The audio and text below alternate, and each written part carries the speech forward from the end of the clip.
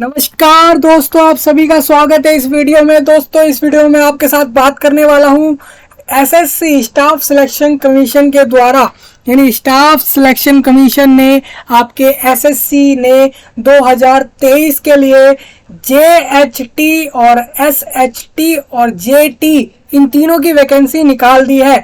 इसका मतलब है junior Hindi translator, junior translator और आपका सीनियर हिंदी ट्रांसलेटर, इन तीनों के पोस्ट पर वैकेंसी निकाल दी गई है, जो कि पूरे इंडिया के अंदर निकाली गई है। तो इसी से रिलेटेड मैं आपसे बात करने वाला हूँ इस वीडियो में। सबसे पहले मैं आपको बता दूं, नोटिफिकेशन आउट हो चुका है, रिलीज हो चुका है एसएससी के द्वारा।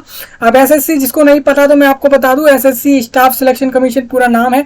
वो एक ऐसा कमीशन बनाया गया है जो कि इंडिया के अंदर अलग अलग ऑर्गेनाइजेशन में, जो कि खासकर सेंट्रल गवर्नमेंट के अंडर होते हैं, अलग अलग मिनिस्ट्री होती हैं, अलग अलग डिपार्टमेंट होते हैं, उसके अंदर अलग अलग ऑर्गेनाइजेशंस के अंदर अलग अलग पोस्ट पर, जैसे कि आपका सीजीएल हो गया, सीएचएसएल हो गया, जूनियर इंजीनियर हो गया, ट्रांसलेटर हो गया, स्टीनोग्राफर हो गया, दिल्ली पुलिस के अंदर सब इंस्पेक्टर हो गया, कांस्टेबल हो गया, और बहुत सारे ऐसे पोस्ट होते हैं जो कि एक सेंट्रल गवर्नमेंट के अंदर जॉब जितनी भी रहेंगी अलग अलग ऑर्गेनाइजेशन के अंदर, मोस्ट ऑफ द जॉब्स जो है इन सेंट्रल गवर्नमेंट्स के अंदर अलग अलग डिपार्टमेंट में, वो एसएससी के द्वारा ही रिक्रूट कराई जाती है। वही जो है रिक्रूटमेंट प्रोसेस को करवाते हैं।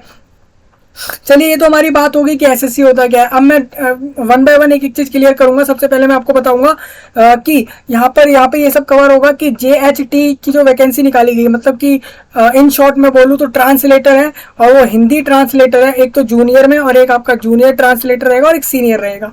तो अब मैं आपको बताऊं कि कौन अप्लाई कर सकता है इसके लिए, जैसे कि एलिजिबिलिटी क्या है, क्वालिफिकेशन क्या है, सिलेक्शन प्रोसीजर क्या है, अगर कोई सिलेक्शन प्रोसीजर में एग्जाम हो रहा है तो उसका पैटर्न क्या है, उसका सिलेबस क्या है, और उसकी मार्किंग स्कीम क्या है, और फॉर्म की फीस क्या रहेगी, सैलरी क्या रहेगी, बेनिफिट क्या रहेंगे, एज लिमिट क्या रहेगी, और आपके रिलैक्सेशन क्या क्या रहेंगे, सब कुछ हम इसमें बात करेंगे। इन शॉर्ट अगर मैं बोलूं तो फॉर्म भरने से लेके जॉब मिलने तक का पूरा प्रोसेस यहाँ पर डिस्कस कर लिया जाएगा। और रही बात आपके नोटिफिकेशन और बाकी सब चीज़ों के फाइल की, तो वो मैं डिस्क्रिप्शन में अवेलेबल करा दूंगा, वहां से आप आसानी से जाके वहां पहुंच सकते हैं। सबसे पहले मैं आप चलता हूँ, ये आप देखेंगे तो यहाँ पे पहले वैकेंसी का एक फाइल है, तो वैकेंसी वाले फाइल को समझते हैं। ये देखिए, यहाँ पे आपके लिए ये लिंक रहेगा, ये मैं डिस्क्रिप्शन में प्रोवाइड कराने वाला हूँ। सबसे पहले आप देखेंगे तो यहाँ पे टेंटेटिव वैकेंसीज हैं किसकी, जूनियर हिंदी ट्रांसलेटर। जो मैंने आपको बार बार बता दिया तो शायद रिपीट करने की जरूरत नहीं होगी। तो सबसे पहले आप देखेंगे तो यहाँ पर किस तरीके से वैकेंसी बताई गई है वो मैं आपको बता दूँ। जैसे मैं बोलूँगा, पहले पोस्ट का नाम बताऊँगा, जैसा ही टेबल में दिया हुआ उसी तरीके से, और फिर वो पोस्ट जो है वो किस ऑर्गेनाइजेशन में रहेगी या किस डिपार्टमेंट में रहेगी, तो ये हम बात करेंगे। अब ओ मतलब रहेगा ऑर्गेनाइजेशन, या डी मतलब आप डिपार्टमेंट समझ सकते हैं, एमओ मतलब रहेगा मिनिस्ट्री ऑफ, डीओ मतलब कि डिपार्टमेंट ऑफ। इस तरीके से आप समझ जाना। यहाँ पे आपको बहुत जगह डीओ और एमओ दिखेगा, उसका मैंने फुल फॉर्म आपको क्लियर कर दिया है।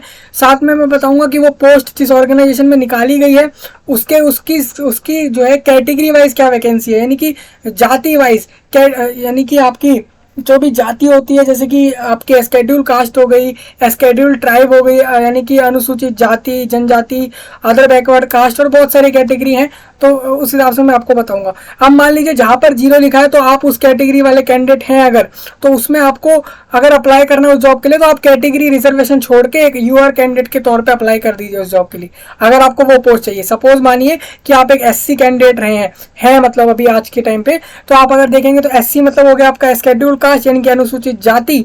तो इसमें आप क्या करेंगे, जैसे आप कोई कैंडिडेट है कि हिंदी जूनियर हिंदी ट्रांसलेटर की एलिजिबिलिटी फुलफिल कर रहा है और वो चाह रहा है कि वो अप्लाई कर दे, जो कि डिपार्टमेंट ऑफ कॉमर्स और ministry of commerce and industry के अंदर, तो उसमें आपको दिख रहा है कि यूआर में निकाली गई और सिर्फ एक वैकेंसी निकाली है।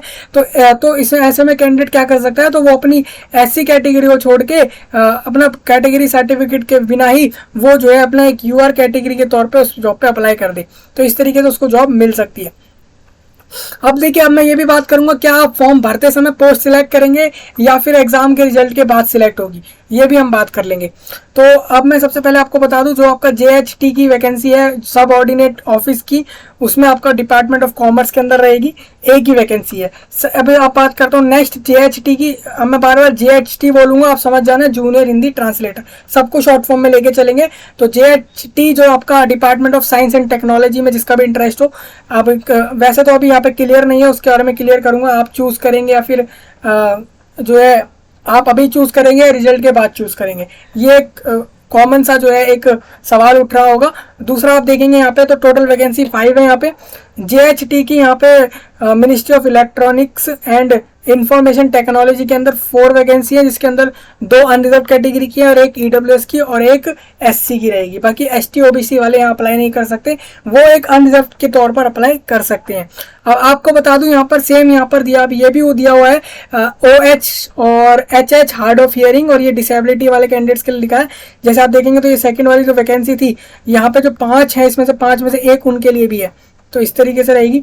अब मैं आपको बताऊं, जैसे 5 लिखा है टोटल वैकेंसी, 5 में से आप देखेंगे तो ये तो 5 यहीं फुल हो गए, तो इसके अलग है वो, ये वैकेंसी उनके अलग है। अब मतलब ये, अब मैं आपको बताऊं, ये आप समझेंगे तो वैकेंसी 5 ही है, ये एक अलग जो रहेगी वो उनके लिए रहेगी। मान लीजिए कोई डिसेबिलिटी में आ रहा है वो इन तीनों में से, जैसे मान लीजिए VH वाली जो डिसेबिलिटी रहेगी कैंडिडेट को, तो वो किसी ना किसी कैटेगरी से भी तो होगा। अगर वो किसी कैटेगरी से होगा तो वो अपनी कैटेगरी के तौर पे अप्लाई कर दे या फिर डिसेबिलिटी वाले तौर पे अप्लाई कर दे, ऐसे रहेगा, ये आप समझ लीजिए। मतलब मान लीजिए आप डिसेबल कैंडिडेट हैं और आप आ रहे हैं मान लीजिए EWS कैटेगरी में, तो आप एक डिसेबिलिटी के तौर पे अप्लाई कर दीजिए, लेकिन आप EWS कैटेगरी के तौर पे नहीं अप्लाई करेंगे, आप एक UR कैंडिडेट के तौर पे अप्लाई करेंगे, जिसमें आप देखेंगे यहाँ तो 0 है, लेकिन आपको एक डिसेबिलिटी के तौर पे ले लिया जाएगा। वो देखा जाएगा कि किसको लेना है। आप अब देखते हैं और भी चीज़ें यहाँ पे समझ लेते हैं। अब आता है नेक्स्ट जूनियर ट्रांसलेशन ऑफिसर, और इसमें आपका जूनियर ट्रांसलेशन ऑफिसर के अंदर जो है ministry of health and family welfare के अंदर निकली है, और टोटल 3 वैकेंसी है इधर भी। और इस तरीके से हम जल्दी कर लेते हैं कवर, और फिर हम आगे बढ़ेंगे। तो जूनियर ट्रांसलेटर एयर हेडक्वार्टर्स के अंदर रहेगी, और इसमें 56 वैकेंसी है। हेडक्वार्टर्स मतलब एक नहीं, और में भी हो सकती है, तो इसलिए 56 रख दी गई है। ऑल इंडिया है, मतलब अलग अलग हेडक्वार्टर जहाँ भी रहेंगे उस एयर के AIR के उस जगह पे रहेगी, और उसमें 56 में से 25 जो है वो UR के लिए रहेंगी, 7 जो है ST के लिए रहेंगी, और इस तरीके से आप समझ सकते हैं। अब CAG के अंदर भी है, CBDT के अंदर भी है, सेंट्रल एडमिनिस्ट्रेटिव ट्राइब्यूनल के अंदर भी है, central board of indirect taxes and customs के अंदर भी, यानी कि डिपार्टमेंट ऑफ रेवेन्यू हो जाएगा ये शॉर्ट में बोले तो, और उसके अंदर आप देखेंगे तो 102 वैकेंसी। तो देखिए ज़्यादातर तो आपके चांस वहीं रहेंगे जहाँ वैकेंसी ज़्यादा है, तो वहाँ पे अच्छे से आपको मिल सकेगा उस डिपार्टमेंट में जॉब, लेकिन आपके एलिजिबिलिटी के ऊपर डिपेंड करेगा। तो ये सब आप देख लेंगे, यहाँ पे अलग अलग हैं, और टोटल यहाँ पे 27 है। अब मैं बात कर लेता हूँ नेक्स्ट यहाँ पे सीनियर की, सीनियर ट्रांसलेटर और सीनियर हिंदी ट्रांसलेटर में। और अब आप सोच रहे होंगे इसका वर्क क्या है, आप अभी पोस्ट समझ रहे हैं, वर्क भी समझा दूंगा। अब सबसे पहले सीनियर हिंदी ट्रांसलेटर में 9 वैकेंसी है, और टोटल यहाँ पे 307 वैकेंसी है। ये ऑल ओवर वैकेंसी 307 है, मतलब कि टोटल 307 लोग ऐसे होंगे जिसको जॉब मिलेगी, और फॉर्म भरने का समय काफ़ी कम दिया गया है, तो उस हिसाब से आपको अप्लाई कर देना है। अब इस तरीके से अब यहाँ पे reservation and suitability of post of, अब देखिए मैं आपको बता दूं, रिजर्वेशन जैसे कोई कैंडिडेट चाह रहा है किसी पोस्ट के लिए, और साथ में या फिर वो किसी डिसेबिलिटी में आया है और तब वो चाह रहा है कि उसको वो पोस्ट मिल जाए या उस पोस्ट के लिए रिजर्वेशन मिल जाए, तो गवर्नमेंट ऑर्डर के हिसाब से जो रिजर्वेशन है SC के लिए है, ST के लिए है, OBC EWS और डिसेबल कैंडिडेट के लिए रहेगा, has been determined and communicated by the indenting ministries departments organisation to the commission. The commission makes selection of candidate pursuant to the vacancies reported by the intending ministry, और जो भी है आपका for said post. The commission does not have any role in deciding the number of vacancies of any intending ministry, implementation of reservation policy, maintaining reservation roster, and year marking of vacancies for different categories comes under the exclusive domain of the intending ministry. अब मतलब इसका ये है साफ साफ कि the post of, जैसे कि आपका जैसे जूनियर हिंदी का है और या फिर जूनियर का है और सीनियर हिंदी ट्रांसलेटर का है, तो इनको बोला गया कि जो भी आपकी डिसेबिलिटी उस वैकेंसी उस पोस्ट के हिसाब से सूटेबल रहेगी तभी आपको मिलेगा रिजर्वेशन। और यही बोला है कि विच एज नोटिफिकेशन नंबर जो आपका पहले आया था 4 जनवरी 2021 में आया था, आप देखेंगे, जो कि department of empowerment of person disability वालों के लिए एक आया था नोटिफिकेशन, उसको आप चेक करेंगे, डेट दी हुई है और ये आप डिपार्टमेंट ऑफ एम्पावरमेंट के वहाँ पे जाके चेक कर पाएंगे इस चीज़ को। और फिर बोला गया है, और ये rules time to time change होते रहते हैं रिजर्वेशन के, तो इस चीज़ को आप चेक भी कर सकते हैं। कुल मिला के बात सारी यही है कि रिजर्वेशन जिन कैटेगरी के लिए होता है उन्हीं को मिलेगा, और वो भी अगर उस पोस्ट के लिए उस डिसेबल कैंडिडेट्स को या किसी रिजर्वेशन कैटेगरी के हिसाब से होगा तभी मिलेगा, ये आप समझ लीजिए। चलिए हमने पोस्ट की बात कर ली है, वैकेंसी का फाइल डिस्कस हो चुका है। नेक्स्ट में आप डायरेक्ट नोटिफिकेशन पे आ रहा हूँ जो कि काफ़ी लंबा है, उसको डिस्कस करते हैं। सबसे पहले देखिए जो सारी पोस्ट आपको बताई गई है, इसका फॉर्म आपको देखिए आज से फॉर्म चालू हो चुका है। लास्ट डेट इसकी जो है 12 सितंबर रहेगी, यानी आप देखेंगे तो ऑलमोस्ट 3 वीक्स का समय मिला है, ज़्यादा समय नहीं मिला है, तो फॉर्म भर के अप्लाई कर दीजिए। जिसको भी जो भी एलिजिबल रहे, इसके लिए एलिजिबिलिटी अभी हम डिस्कस करेंगे। और इसमें बोला गया कि 11 बजे तक, 1 घंटा कम है, ये बात याद रखिएगा कि पूरा दिन कंप्लीट होने में 1 घंटा कम रखा गया। सेम इसी तरीके से यहाँ पे नेक्स्ट है बात आपकी कि लास्ट डेट और टाइम जो रहेगी आपकी for making online fees payment, तो फीस पेमेंट का भी समय सेम रहेगा।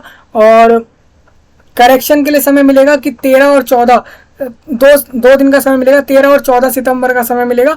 इन 2 दिन के अंदर आपको फॉर्म में करेक्शन करनी है, जो कि अलाउड करी गई है जिन चीज़ों में, उसमें आप करेक्शन कर पाएंगे।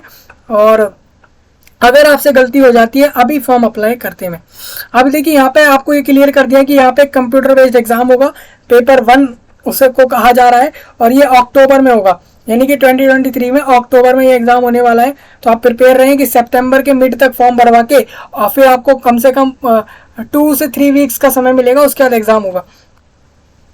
चलिए हमने बात कर ली, अब मैं नेक्स्ट आगे बढ़ता हूँ। इसमें यहाँ पे जेंडर बैलेंस को देखते हुए वुमेन कैंडिडेट्स के लिए भी यहाँ पे वैकेंसी रखी गई है। The staff selection commission will hold competitive CBT exam for direct recruitment post of group B non gazetted. देखिए ग्रुप बी की पोस्ट रहेंगी नॉन गैजेटेड पोस्ट, जो कि जेएचटी, जेटी और एसएचटी की रहेंगी और एसटी की रहेंगी अलग अलग डिपार्टमेंट के अंदर। अब देखिए नेम ऑफ पोस्ट आपको दोबारा बता देता हूँ, सैलरी यहीं पे बता दी गई है, आप समझ जाएंगे कि इतनी सैलरी रहेगी। आपको मिनिमम सैलरी मान के चलना है, जैसे आपको यहाँ पे लिमिट दी गई है मिनिमम से मैक्सिमम, तो आप मिनिमम माने और बीच में आप धीरे धीरे वो बढ़ के जो है कहीं ना कहीं बीच तक पहुँचेगी, या फिर वो लार्ज वाले लास्ट स्टेज तक भी पहुँचेगी एक समय। सबसे पहले आप देखेंगे तो यहाँ पर है कोड है, यहाँ पे ABCD 4 कोड रखे गए हैं, और इसके हिसाब से बता दूँ जो आपकी जेटीओ यानी जूनियर ट्रांसलेशन ऑफिसर की जो है, जो कि आपके central secretariat official language service के अंदर है, उसके आपको बता दूं उसमें आपकी यहाँ पे 35,400 रुपये मिनिमम सैलरी होगी, इतने रुपए आपको कंफर्म मिल रहे होंगे। उसके ऊपर आपका 40,000, 45,000, 50,000 हो सकता है, मैक्सिमम 1,12,400 रुपये होगा। ये पर मंथ का बता रहा हूँ मैं। सेम अब मैं आगे बढ़ता हूँ, जूनियर ट्रांसलेशन ऑफिसर जेटीओ इन आर्म्ड फोर्सेस के अंदर रहेगी, आर्म्ड फोर्सेस के हेडक्वार्टर्स के अंदर रहेगी, AFHQ बोल रहे हैं शॉर्ट में। सेम सैलरी इनकी भी होगी। लेवल 6 की एक और सैलरी यहाँ पे सेम जो रहेगी वो JHT, JT, JTO और JT की रहेगी, जो कि various central government ministry department organisation के अंदर रहेगी।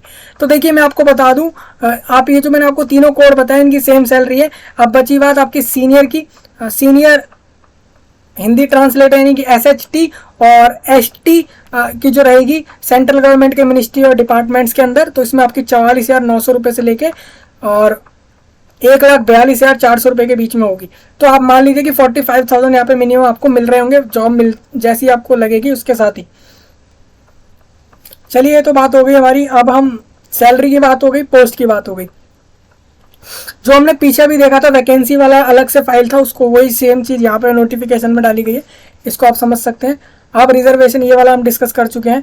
अब बात आती है नेम ऑफ पोस्ट। सुटेबिलिटी बता देता हूँ मैं डिसेबिलिटी के हिसाब से कौन कौन सी रहेगी। जैसे आप देख रहे हैं SHT हिंदी ट्रांसलेटर वाली जो रहेगी, सीनियर हिंदी ट्रांसलेटर, उसमें आप देखेंगे तो फंक्शनल रिक्वायरमेंट ये होनी चाहिए कि आपको एस आता हो, ST आता हो, डब्ल्यू आता हो। डब्ल्यू मतलब वॉकिंग हो जाएगा, RW मतलब रीडिंग एंड राइटिंग हो जाएगा, SEHC और उसके बाद BN, S और T ये सारा फंक्शनल रिक्वायरमेंट है। मतलब आपको अगर आप किसी डिसेबिलिटी में आते हैं, जैसे मान लीजिए आप डिसेबिलिटी में आ रहे हैं, ब्लाइंड वाली में आ रहे हैं, लो विजन में आ रहे हैं, डीफ में आ रहे हैं, हार्ड ऑफ हियरिंग में आ रहे हैं, वन आर्म में आ रहे हैं, या फिर आपका BL, LC इन सब में आ रहे हैं, और बाकी यहाँ पे लिखी हुई है A से लेके E तक के पॉइंट पे लिखी हुई है। अगर इसमें से कोई भी डिसेबिलिटी है आप में कोई सी भी, और उसके साथ साथ आपको ये सारी चीज़ें तो आनी ही चाहिए।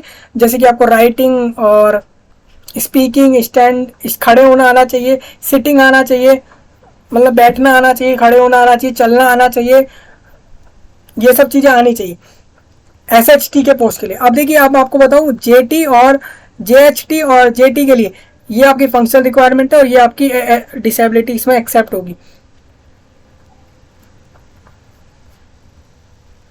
ये एब्रीविएशन देख सकते हैं, मैंने कहाँ से बताया था आपको कि S का मतलब सीटिंग है, ST का मतलब स्टैंडिंग है, तो वो मैंने यहाँ से बताया था। ये चीज़ आपकी रहेगी सेम यहाँ पे ये आपकी डिसेबिलिटी के लिए रहेगा। अब मैं आपको बता दूं नेशनैलिटी की बात कर दी गई है यहाँ पे कि भाई कैंडिडेट का मस्ट भी अदर वो इंडिया का सिटीजन हो सकता है, इंडिया का नहीं है तो नेपाल का भी हो सकता है, भूटान का भी हो सकता है। अगर कोई कैंडिडेट ऐसा है जो कि मान लीजिए पाकिस्तान या म्यांमार, श्रीलंका या फिर ईस्ट अफ्रीकन कंट्री जैसे कि केन्या हो गया, युगांडा हो गया, यूनाइटेड रिपब्लिक ऑफ तंजानिया हो गया, इन जगहों से अगर हो गया वो कैंडिडेट, अगर ऐसी जगहों से है, तो उसके लिए क्या बोला गया, उसके लिए बोला गया कि विद इंटेंशन, कि वो एक इंटेंशन के साथ परमानेंटली मतलब कि एक अपने खुद से वो परमानेंटली सेटल हो चुका है इंडिया के अंदर तब, और वो इन जगहों से आया है, तो वो इसमें फॉर्म भर सकता है, ये आपको बोला गया। चलिए हमने बात कर ली। अब नेक्स्ट बात करता हूँ मैं एज लिमिट की। तो एज लिमिट आपको बता देता हूँ, 1 अगस्त 2023 को जो भी कैंडिडेट 30 साल के हो गए हों या उससे पहले ही हो गए तो फॉर्म ना भरे। जैसे कि 1 अगस्त के बाद हो रहा है कोई, 1 अगस्त 2023 के बाद कोई 30 साल का हुआ हो तो वो फॉर्म भर सकता है। सेम 18 साल का अगर कोई कैंडिडेट 1 अगस्त को हुआ है तो भर सकता है। 18 अगस्त के बाद हो रहा है वो, 18 नहीं 1 अगस्त 2023 के अगर बाद कोई 18 साल का हो रहा है तो वो फॉर्म नहीं भरेगा। 1 अगस्त 2023 तक वो 18 साल का कंप्लीट होना चाहिए, या उससे पहले ही हो जाना चाहिए 18 साल का। तो ये डेट है, मैं आपको चलिए क्लियर डेट बता देता हूँ कि 2 अगस्त 2 अगस्त 1993 में अगर कोई कैंडिडेट उससे पहले का बर्थ है उसका, या फिर 1 अगस्त 2005 के बाद का है, तो वो एलिजिबल नहीं है। उसके अलावा सारे कैंडिडेट इस डेट के बीच वाले एलिजिबल रहेंगे। अब रिलैक्सेशन बता देता हूँ क्या रहेगा। SC ST के लिए 5 साल का है, OBC के लिए 3, और फिर आपका डिसेबल कैंडिडेट, लेकिन अगर वो किसी अनरिजर्व कैटेगरी से है तो 10 साल का है, और अगर कोई डिसेबल कैंडिडेट है डिसेबिलिटी वाला और OBC से है तो 13 साल का रहेगा। उसकी 3 साल उसकी कैटेगरी वाली और 10 साल आपकी डिसेबिलिटी के लिए। तो इस तरीके से रहेगा। एक्स सर्विसमैन के लिए रहेगा कि 3 years after deduction of the military service standard from the actual age as on the closing date for receipt of application. तो ये आपका देख सकते हैं कि भाई अलग अलग लिखा हुआ है। डिफेंस पर्सनल्स के लिए अलग लिखा हुआ है 3 साल का, और बाकी आप इस तरीके से चेक कर लेंगे। एक्सप्लेनेशन भी दिया हुआ है कि भाई एक्स सर्विस मैन का मतलब क्या है।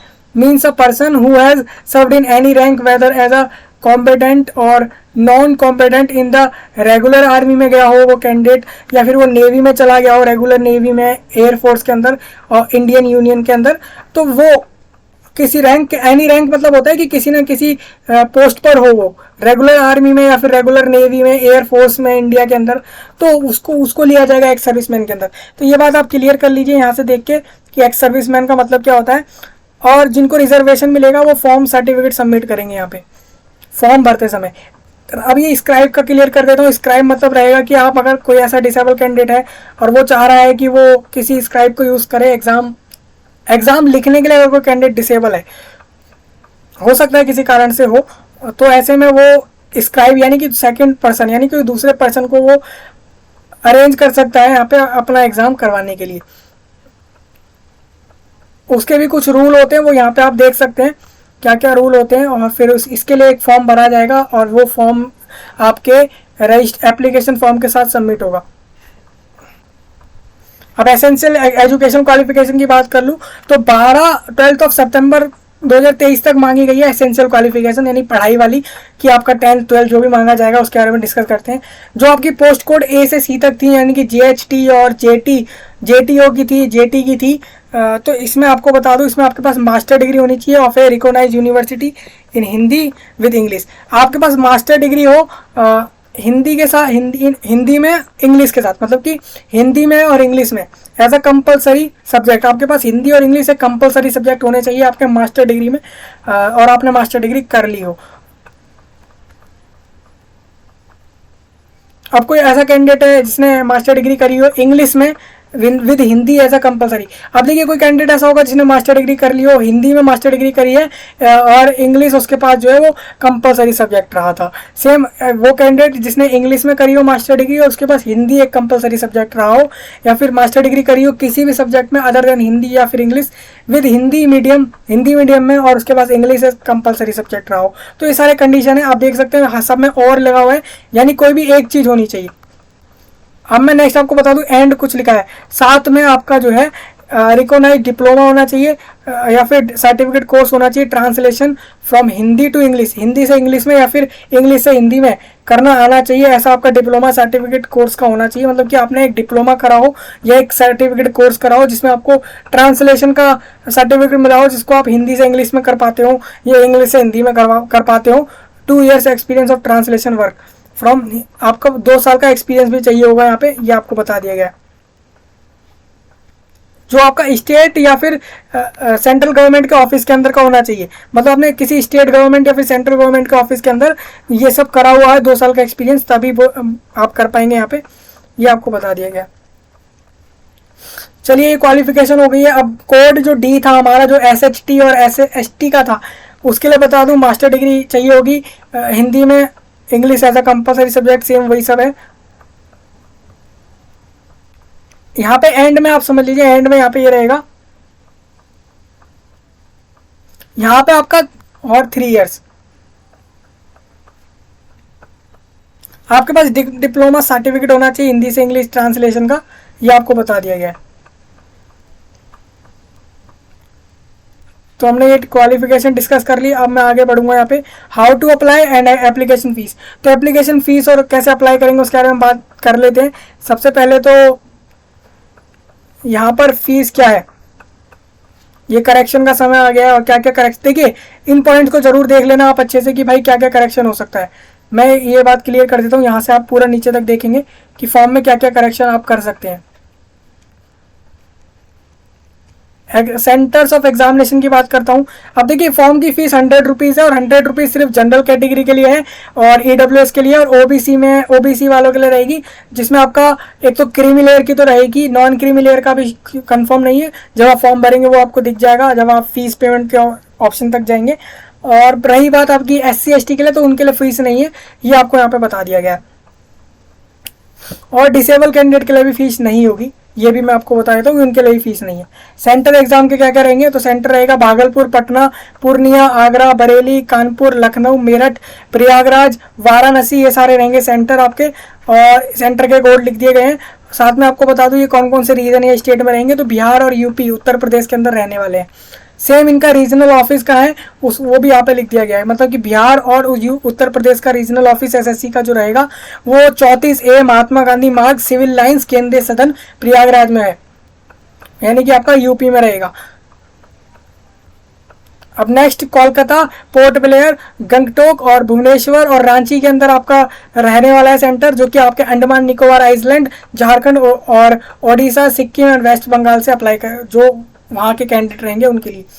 सेम इसी तरीके से कर्नाटका, केरला के लिए लिख दिया गया है और मध्य प्रदेश के लिए भी लिखा है, अरुणाचल प्रदेश का भी है, दिल्ली, राजस्थान और उत्तराखंड का भी लिखा हुआ है।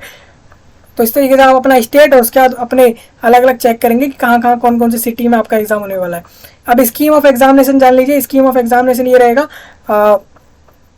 सेंटर इसलिए बताए जाते हैं जिससे कि आप फॉर्म में उसको सिलेक्ट कर लें, और ये बाद में चेंज नहीं होते हैं जब आप फॉर्म सबमिट कर देते हैं। 2 पेपर होंगे एग्जाम के अंदर।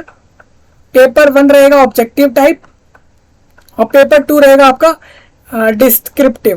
पेपर 1 जो ऑब्जेक्टिव टाइप रहेगा वो कंप्यूटर पे लिया जाएगा और इसमें आपके जनरल हिंदी और जनरल इंग्लिश आएगा, जिसमें आपके 100 क्वेश्चन 100 मार्क्स के रहेंगे दोनों के अंदर, और 2 घंटे का समय मिलेगा। 2 घंटे 40 मिनट का 40 मिनट एक्स्ट्रा उनको मिलेगी जो स्क्राइब को, जो एलिजिबल रहेंगे स्क्राइब को यूज़ करने के लिए। स्क्राइब का मतलब क्लियर पहले ही हो गया है। अब पेपर 2 डिस्क्रिप्टिव रहेगा। पेपर 2 का आपको बता दिया कि अक्टूबर में हो रहा है। पेपर 1, पेपर 2 का भी नहीं बताया कब होगा। और ट्रांसलेशन एंड ऐसे का रहेगा आपका पेपर 2, जिसमें आपका 200 नंबर का पेपर होगा और 2 घंटे का समय इसमें भी आपको मिल जाएगा। अब देखिए एमसीक्यू पे क्वेश्चन रहेंगे पेपर 1 में।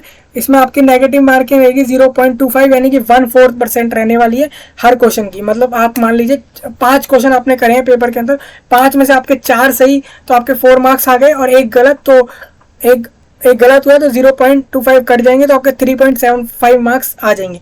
इस तरीके से आप समझ सकते हैं। आपको आंसर की भी देखने को मिलेगी, एसएससी सब प्रोवाइड कराएगा आपको, आंसर की प्रोवाइड कराएगा, सब कुछ आपको उसके वेबसाइट पे मिल जाएगा, एसएससी के वेबसाइट पे।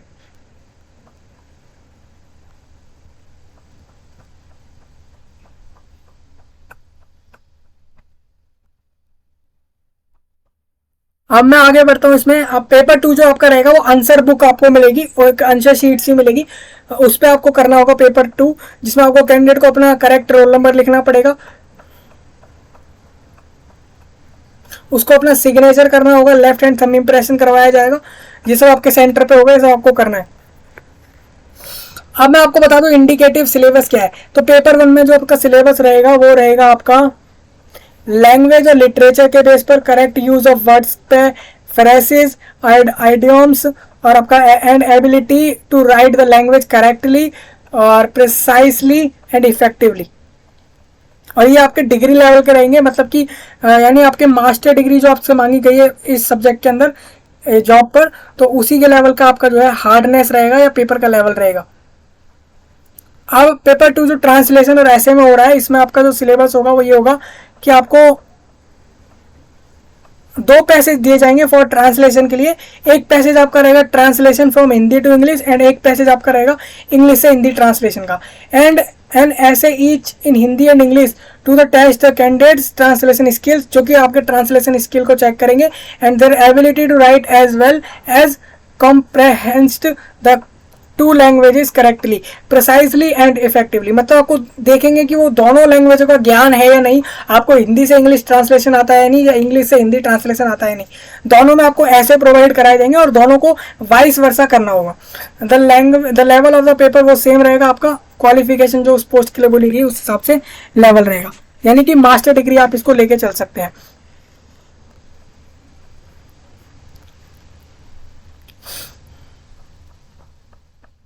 अब मैं आपको बता दूं, आप जब फॉर्म भरेंगे तो फॉर्म में आपको अपना एक आधार कार्ड हो सकता है या वोटर आईडी कार्ड, कोई भी एक इसके अंदर से आप अपलोड कर देंगे एक आईडी प्रूफ के तौर पर।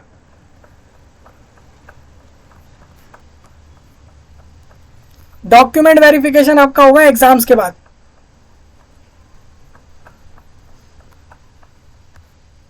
अब मैं इसमें आगे और थोड़ा अगर चलूं तो इसके अंदर बोला गया post preference of various post and departments will be taken from the candidate through online option form on the website before the declaration of final result. देखिए ये बात आप क्लियर हो चुकी है।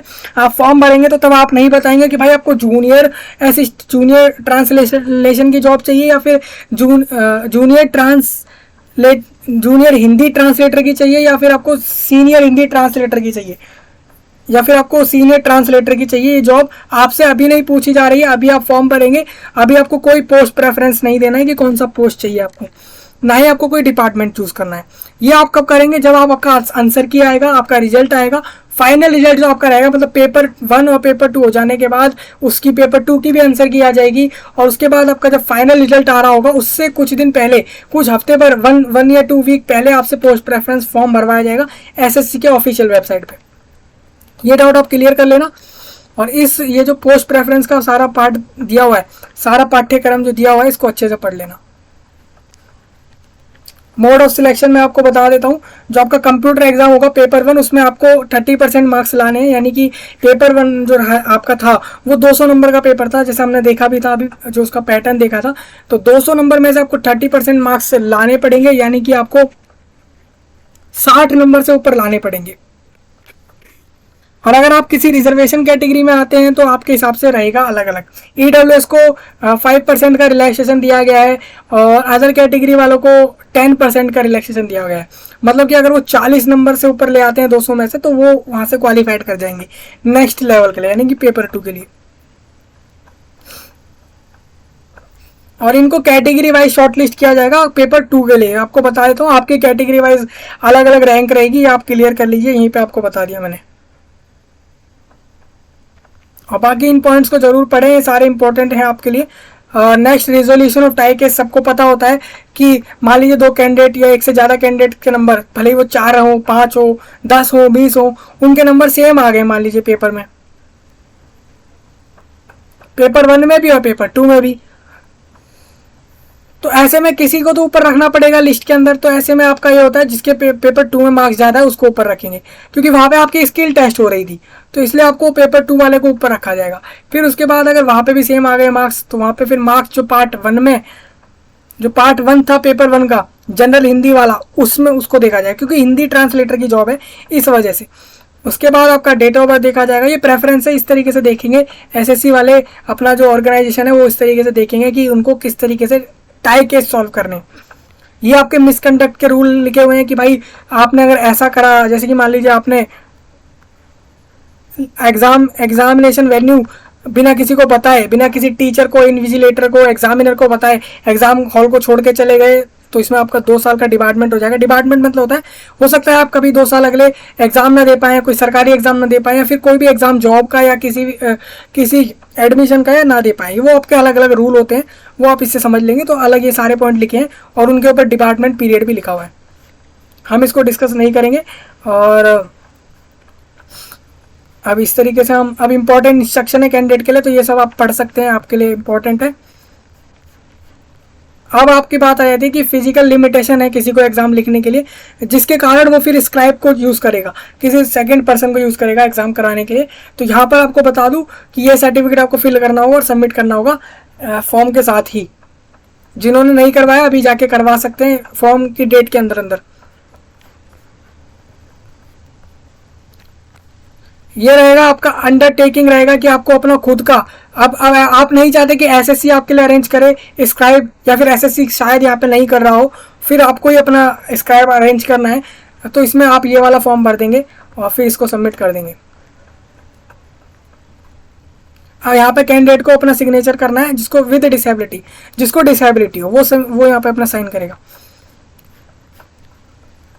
अब आपको बताया तो फॉर्म भरने का प्रोसीजर क्या है। पहले आप OTR कर लेना, 1 टाइम रजिस्ट्रेशन एसएससी के वेबसाइट पे होता है, सब सिंपल होता है। आपको अपना ईमेल आईडी और मोबाइल नंबर के बेस पर जो है वहाँ पे रजिस्ट्रेशन करना होता है। अपना नाम, फादर नेम, जेंडर, आपका एड्रेस और एक आईडी प्रूफ के तौर पे कुछ भी अपलोड कर सकते हैं, मतलब कुछ उसका आईडी प्रूफ का नंबर अपलोड कर देंगे, जैसे आधार कार्ड हो गया, पैन कार्ड हो गया, ये सब हो सकता है। ये सब करके ही आपका रजिस्ट्रेशन हो जाता है और कुछ इसमें नहीं करना होता है। उसके बाद आप अपना फॉर्म भरने को जाते हैं। OTR के लिए क्या क्या प्रोसेस है ये आप देख सकते हैं। नहीं तो इसके लिए आप एक काम करना, यहाँ पर आपको चैनल पे आपको SSC फेज 11 फॉर्म फिलअप का एक वीडियो है, उसमें रजिस्ट्रेशन कराया गया था, तो वहाँ आप देख सकते हैं। अब देखिए ये आपको दिखाया भी गया कि कैसे रजिस्ट्रेशन होगा। जैसे डू यू हैव आधार, आधार मतलब आधार कार्ड, अगर नो करेंगे आप यहाँ पे तो आधार कार्ड नहीं देना आपको। फिर आपको बताना है क्या कि आपके पास आईडी के तौर पे है क्या। तो जैसे कैंडिडेट ने यहाँ बोला ड्राइविंग लाइसेंस, तो ड्राइविंग लाइसेंस का वो आईडी नंबर दे देगा अपना, और उसका जो है सेम, अब उसके बाद उसका नाम पूछा जाएगा तो कैंडिडेट अपना नाम बताएगा, फिर सेम उसको कंफर्म करेगा, वेरीफाई करेगा। और have you ever change name, अभी कैंडिडेट ने नो करा है, अगर पूछा जा रहा है कि क्या आपका नाम कभी चेंज हुआ है या शुरू से यही रहा है, तो आप यस करेंगे तो आप अपना नया नाम बता देंगे। तो इस तरीके से सिंपल प्रोसेस होता है, तो हम इसको डिस्कस नहीं कर रहे हैं। ये सारे डिटेल आप डाल के रजिस्ट्रेशन कर सकते हैं। यहाँ से सबमिट सेव कर देंगे और इस तरीके से आपका जो है कैटेगरी डाली जाएगी। देखिए एक बात बता दूं, यहाँ पे डाउट रहता है OTR में कि भाई SSC के अंदर रजिस्ट्रेशन के बाद OTR में चेंज नहीं होता। हो सकता है लाइफ में एक बार चेंज का ऑप्शन मिल जाए कुछ चीज़ों में, लेकिन मोस्ट प्रोबेबली मैंने देखा है कि 90% केसेस में OTR में चेंज नहीं कर पाते हैं SSC के लिए स्पेशली। तो इसमें आपको जो UR कैटेगरी वाले कैंडिडेट है, तो अगर वो EWS के लिए हमेशा चाहते हैं कि वो EWS के तौर पर जाएं, तो EWS पहले ही सिलेक्ट कर लें। अगर वो जनरल सिलेक्ट करेंगे OTR में, तो उनको दिक्कत हो सकती है कि भाई जब वो एग्जाम देने का फॉर्म भरेंगे तब हो सकता है कि वो EWS का ऑप्शन उनको ना मिले। तो इसलिए ये बात आपको पहले बता दी। बाकियों के लिए तो फिक्स रहता है कि आप OBC हैं, ST हैं, तो उनके लिए तो एक रहता ही है कि वो कैसे उनको चलना है। अब ये ऑनलाइन फॉर्म भरने का प्रोसेस हम डिस्कस करेंगे, फोटो साइन कैसे अपलोड होगा और वगैरह वगैरह चीज़ें। देखिए इस तरीके से आप अपना नाम डाल देंगे और डेट ऑफ बर्थ डालेंगे, जेंडर डाल देंगे, ये सब आपको भरना है। आपसे पूछा जाएगा कि आप एक्स सर्विसमैन कैटेगरी से हैं, आप डिसेबिलिटी में आते हैं नहीं आते, क्या आप स्क्राइब को यूज़ करना चाहते हैं एग्ज़ाम के लिए, क्या आपको एज रिलैक्सेशन चाहिए, और आपने ग्रेजुएशन में कौन सी यूनिवर्सिटी से किस तरह की डिग्री करी, क्या रोल नंबर रहा था, कौन सी साल में आपने पास किया, क्या मीडियम था आपका एग्ज़ाम का, हिंदी इंग्लिश जो भी था, जो भी ऑप्शन मिलते हैं। फिर परसेंटेज या CGPA में से कोई एक चीज़ बताई जाएगी। और ये ग्रेजुएशन पोस्ट ग्रेजुएशन दोनों की चीज़ें मांगी जाएंगी, ये बात आप देख सकते हैं यहाँ पे।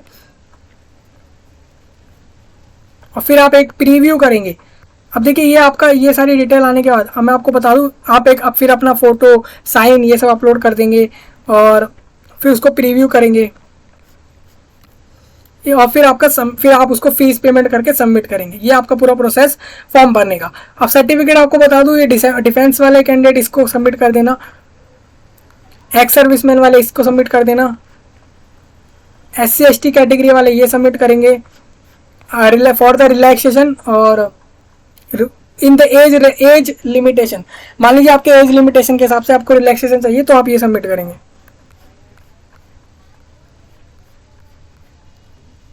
ये सर्टिफिकेट डिसेबिलिटी के लिए रहेगा, डिसेबल कैंडिडेट के लिए। ये उनके लिए रहेगा जिनको एक से ज़्यादा डिसेबिलिटी है।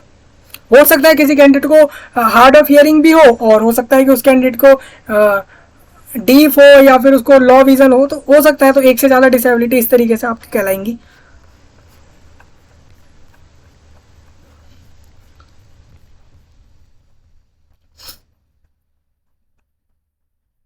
अब देखिए आपको यहाँ पे क्वालिफिकेशन वाइज और क्या बोला गया है। जैसे मान लीजिए कोड 03 के लिए आपको जो है यहाँ पे